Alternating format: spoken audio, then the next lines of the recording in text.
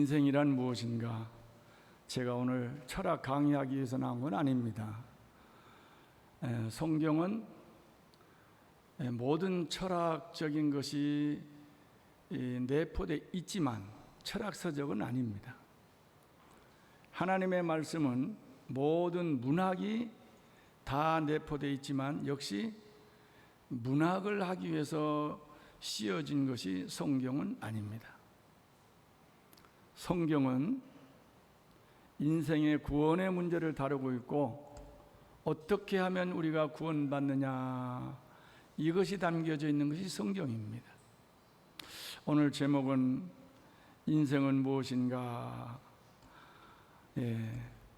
무슨 철학적인 제목 같으나 철학을 논하는 자리는 아니기 때문에 말씀을 하나님의 말씀으로 받으시기를 바랍니다. 오늘 우리 찬양대 찬양이 참 은혜스럽네요. 여러분들이 예수님의 십자가가 여러분의 마음에 가득 차고 넘치셔서 십자가 은혜로 살아가시기를 바랍니다. 여러분, 인간이 무엇일까요?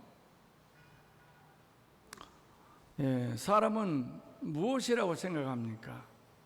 나가서 나는 무엇인가? 나는 누구이며 무엇 때문에 살며 무엇을 위해서 살며 그리고 마지막에 무엇을 위해서 죽는가? 오늘 이 아침에 생각을 해 보셨으면 고맙겠습니다. 오늘 다윗은 인생은 그림자 같다 이렇게 이야기를 하죠. 인생은 그림자 같다. 저는 어르신들을 모시고 어르신들을 돌보면서 날마다 인생에 대해서 좀 더 깊이 생각하게 되었습니다.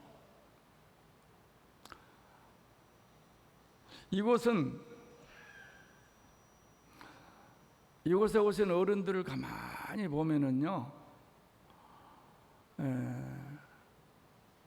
한때는 잘 나갔던 인생들이에요. 법무사도 있습니다. 법무사. 일본에서 공부한 사람도 있고 영어 성경을 그대로 읽은 사람도 있어요. 그런가 하면 목회를 성공적으로 하셨던 원로 목사님 부부, 교회를 잘 섬기셨던 장로님 부부, 이런 분들도 계십니다. 그러나 지금은 어떨까요? 치매에 걸려서 엉뚱한 행동을 하기도 합니다. 어떤 분은요, 시어머니 밥 해주러 간다고 4시만 되면 난리요. 자기 시어머니 밥 해주러 간다고. 근데 이분의 나이가 몇 살이냐면 85세, 86세입니다. 시어머니가 지금 계실까요? 또 어떤 분은 아들이 학교 갔다 오니까 지금 빨리 가서 내 아들 만나야 된다고. 이분도 연세가 90입니다. 자기 아들이 학교 갔다 오는 나이일까요? 이분들은 왜 그럴까요? 그런가 하면 아주 간단한 퍼즐도 제대로 맞추지 못한 사람, 그런가 하면 대소변을 제대로 가리지 못한 실수하는 사람, 이상한 행동들을 하는 사람들이 많습니다. 이 사람들을 보면서 인생은 무엇일까? 왜 이런 인생으로 살아야 될까? 이런 생각들을 많이 하게 되죠. 인생을 가만히 생각해 보면 갓난 아이로 태어나 꿈꾸며 살던 사춘기를 지나 혈기방장했던 청소년과 청년 시절을 거쳐 사회적으로 덕망을 쌓았던 중년을 지나 지금은 인생의 노년 황혼기에 접어들게 되었습니다. 그리고 인생의 종착역 앞에 와 있어 언제 죽음을 맞이할지 모르는 상황에 처해 있는 현실을 그들은 지금 현재 경험을 하고 있는 거죠. 누가 젊을 때 이렇게 되리라고 생각이나 했겠습니까? 예. 옛날에 우리는 그런 말을 많이 들었죠. 노망이라는 단어, 그리고 벽에 똥칠을 한다는 얘기들. 그들도 인생이었습니다. 현재도 인생입니다. 그럼 여러분의 인생과 그들의 인생은 다를까요? 이러한 인생을 이사야 선지자는 인생은 풀이고 그 북이 영화는 꽃과 같다라고 말하면서 이사야 40장 7절 8절에는 풀은 마르고 꽃이 시듬은 여호와의 기운이 그 위에 불미라. 이 백성은 실로 풀이로다. 풀은 마르고 꽃은 시드나 우리 하나님의 말씀은 영원히 서리라 하라. 할렐루야. 베드로전서 1장 24절에도 그러므로 모든 육체는 풀과 같고 모든 영광은 풀의 꽃과 같으니 풀은 마르고 꽃은 떨어지되. 우리가 오늘 교동문했던 모세의 시편 90편에도 동일한 말씀을 오늘 우리는 교독을 했었지요. 오늘 본문 말씀에 다윗은 사람에 대해서 이렇게 말합니다. 4절 말씀에 사람은 헛것 같고 그의 날은 지나가는 그림자 같으니라. 그림자라는 거예요. 그림자. 야고보는 이런 인생을 가리켜 안개라고 말하고 있죠. 야고보서 4장 13절 14절에 들으라 너희 중에 말하기를 오늘이나 내일이나 우리가 어떤 도시에 가서 거기서 1년을 머물며 장사하여 이익을 보리라 하는 자들아, 내일 일을 너희가 알지 못하는도다. 너희 생명이 무엇이냐? 너희는 잠깐 보이다가 없어지는 뭐예요? 안개니라. 예, 이러한 인생의 현상만을 바라보면 모든 인생은 다 허무하게 느껴집니다. 그렇죠? 이런 인생이 살 필요가 있나? 이렇게까지 느껴집니다. 솔로몬은 전도서에서 그래서 이렇게 이야기를 하지요. 전도서 1장 2절 다 같이 읽어봅니다. 전도자가 이르되 헛되고 헛되며 헛되고 헛되니 모든 것이 헛되도다. 그래서 이명증 목사님은 이런 찬양을 했잖아요. 세상 만사 살피니 참 헛되구나. 부귀 공명 장수는 무엇하리요. 고대 광실 높은 집 문전옥답도 우리 한 번 죽으면 일장의 춘몽. 인생 100년 산데도 슬픈 단식뿐. 우리 생명 무엔가 운무로구나. 그것 때문 그림자 지난 같으니 부생 낭사 헛되고 또 헛되구나. 여러분, 그렇다면은 정말로 인생은 이렇게 헛된 것으로 끝나버릴까요? 그것이 인생이라면 여러분이 살 가치가 있을까요? 그러나 헛되기만 하는 것이 아닙니다.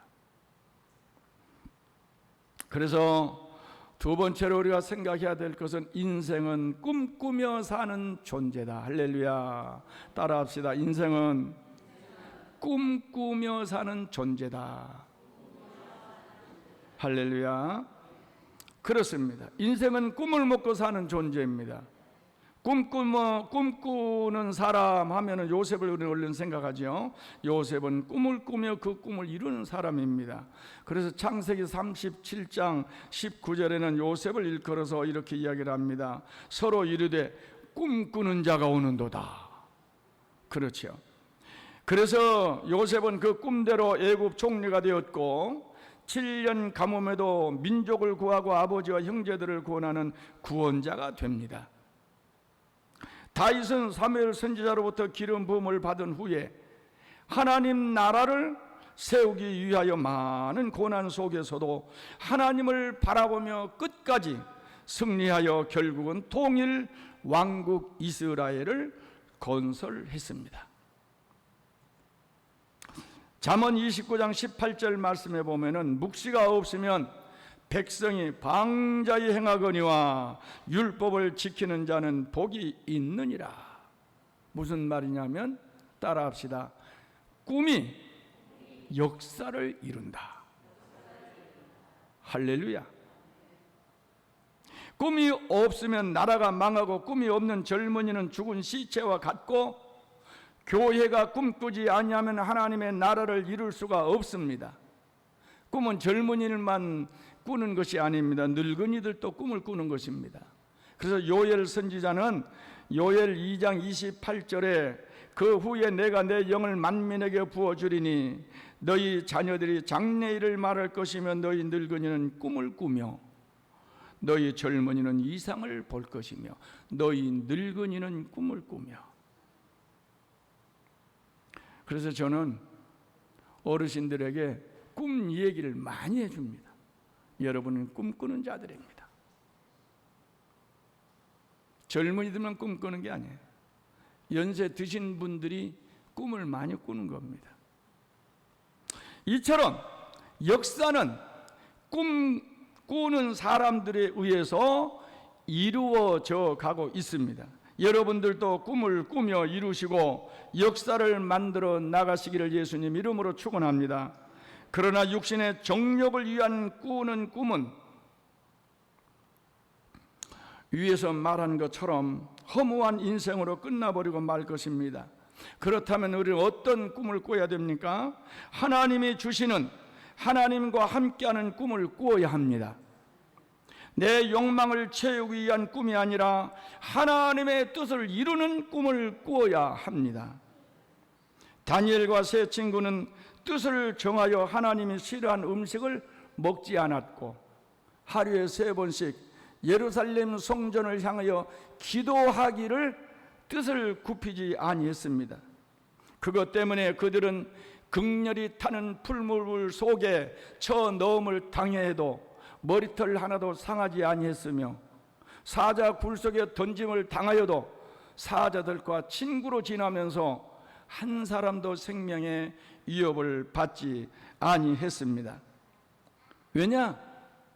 하나님이 보호하고 있었기 때문에. 그들은 하나님의 꿈을 꾸었기 때문에 그렇습니다. 그래서 그들은 인생의 승리자가 되었던 것입니다. 사랑하는 성도 여러분, 여러분들도 꿈을 꾸시기를 바랍니다. 재송교회 성도 여러분들이 꿈을 꾸셔야 됩니다. 그래야 재송성결 교회의 역사가 이루어져 나갑니다. 재송교회에 대한 꿈을 꾸지 아니하면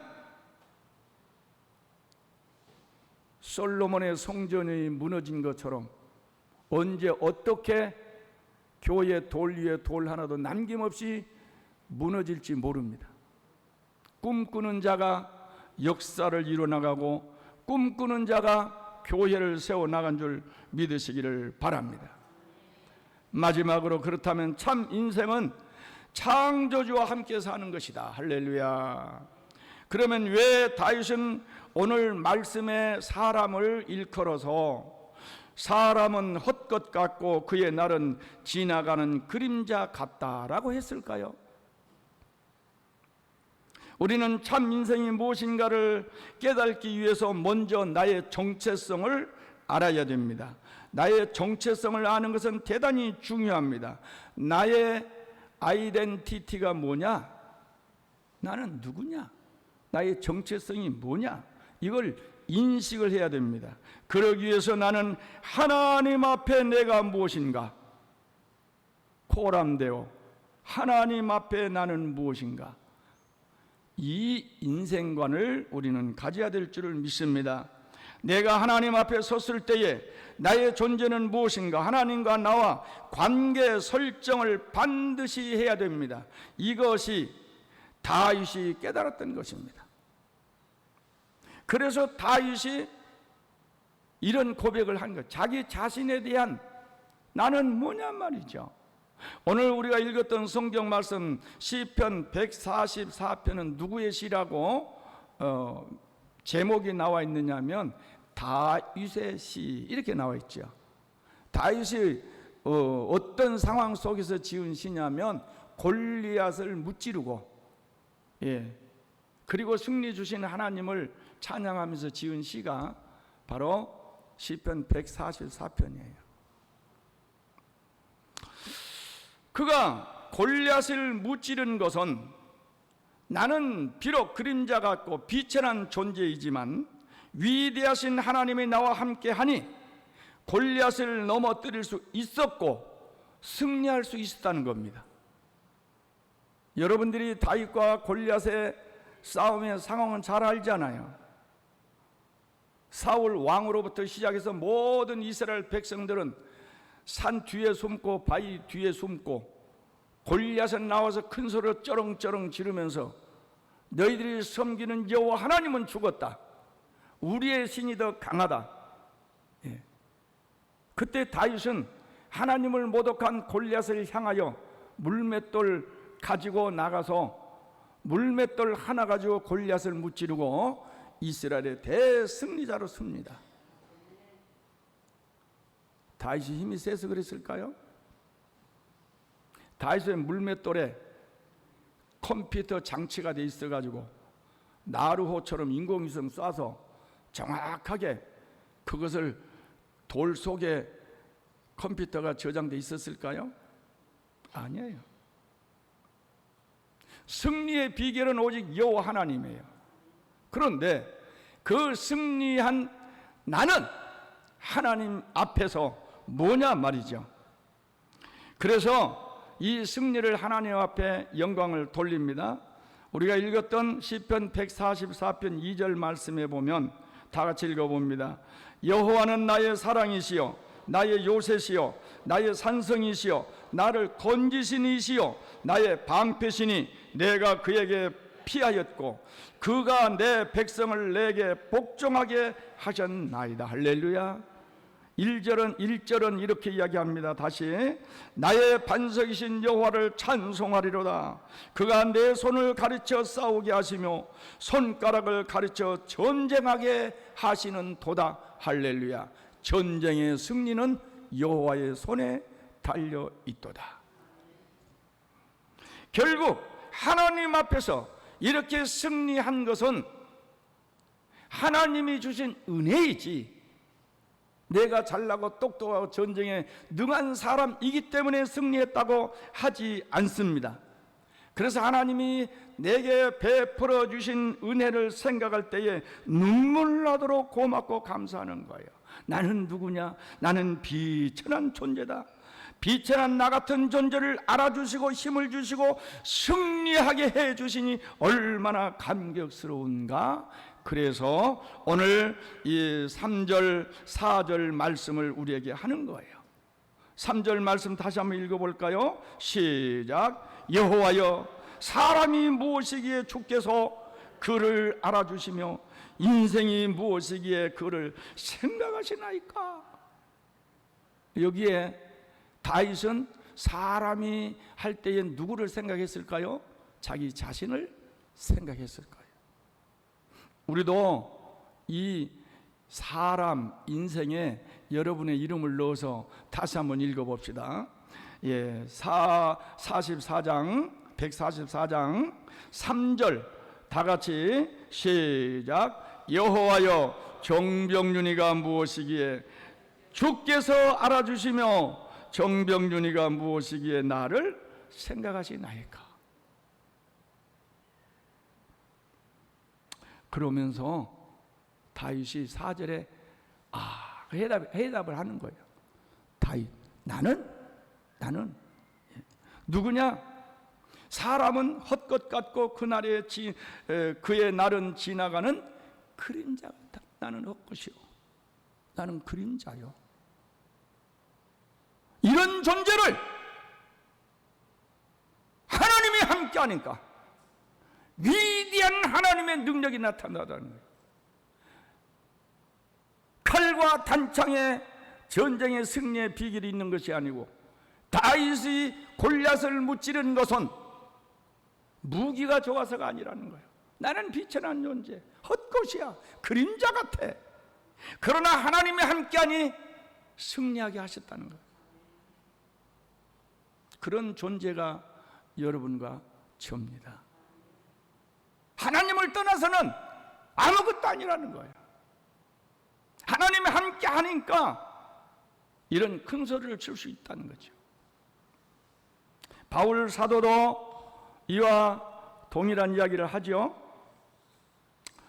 디모데전서 1장 13절을 읽어봅니다. 시작. 박해자여 폭행자였으나 도리어 긍휼을 입은 것은 내가 먼저 믿지 아니할 때에 알지 못하고 행하였습니다. 그렇습니다. 그런 자기에게 이렇게 넘치는 직분을 주셔서 감당하게 한 것은 몸둘 바를 모르는 하나님의 은혜였었다. 오 나의 하나님, 내가 나 된 것은 다 주의 은혜로다. 할렐루야.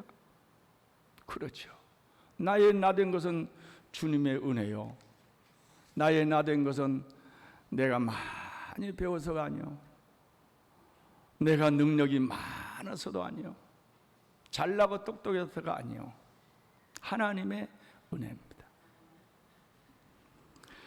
나의 하나님, 나의 하나님, 나와 함께 하신 하나님, 주님 뜻대로 살기 원하여 이처럼 간구합니다. 아버지, 아버지, 아버지, 죄인 부르신 아버지, 감사합니다, 감사합니다. 늘 찬송하게 하소서. 할렐루야. 그러므로 우리는 다 하나님을 기쁘시게 하며 살아야 할 존재인 줄을 믿으시기를 바랍니다. 시편 147편 10절 11절은 이렇게 이야기를 합니다. 다 같이 읽어봅니다. 시작. 여호와는 말의 힘이 세다 하여 기뻐하지 아니하시며 사람의 다리가 억세다 하여 기뻐하지 아니하시고, 여호와는 자기를 경외하는 자들과 그의 인자심을 바라는 자들을 기뻐하시는도다. 여러분, 다리 힘 셉니까?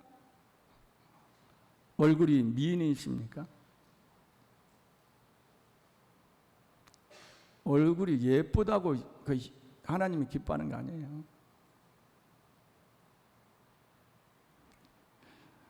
하나님을 경외하는 자들을 하나님은 기뻐하시는 줄 믿으시기를 바랍니다. 그러므로 솔로몬은 결론을 내립니다. 헛되고 헛된 인생이 오직 영원하시고 전능하신, 우리들에게 영생하신 복을 주신 하나님만을 의지하고 살아야 할 것을 가르쳐주고 전도서 마지막에 이런 결론을 내립니다. 전도서 12장 13절 다 같이 시작. 일의 결국을 다 들었으니 하나님을 경외하고 그의 명령을 지킬지어다. 이것이 모든 사람의 본분이니라. 헛되고 헛된 인생, 운무와 같은 인생, 유수처럼 흘러가서 꽃은 지고 나면 영광이 다 사라지는데, 그러한 인생이 해야 될 일이 뭐예요? 하나님의 명령을 지킬지어다. 할렐루야. 말씀의 결론을 내립니다. 인생이 무엇인가요? 하나님을 빼놓고는 논할 수 없는 존재가 인생입니다. 항상 하나님과 함께 내 존재를 생각해야 합니다. 그래서 나는 육체적으로는 흙이고 하나님은 거룩한 영이십니다. 나는 시간적으로는 밤의 한 경점 같으나 하나님은 영원합니다. 나는 영적으로는 죄인이고 하나님은 의로우시고 완전하신 분이십니다. 나의 삶의 형태는 풀이요 그의 영광은 풀의 꽃과 같더나 하나님은 영원히 변함이 없으시고 영원 불멸의 존재입니다. 영원부터 영원까지 영존하시는 분이 하나님이십니다. 나는 누구인가? 나라는 인생이 무엇인가? 하나님을 경외하고 그의 계명을 지키며 사는 것이 인생입니다. 그러므로 헛된 육신의 세상과 썩어질 욕망만을 쫓아 살지 않고 저 천국의 소망을 바라보며 하나님을 영화롭게 하며 사는 것이 인생임을 믿으시기를 예수님 이름으로 축원합니다.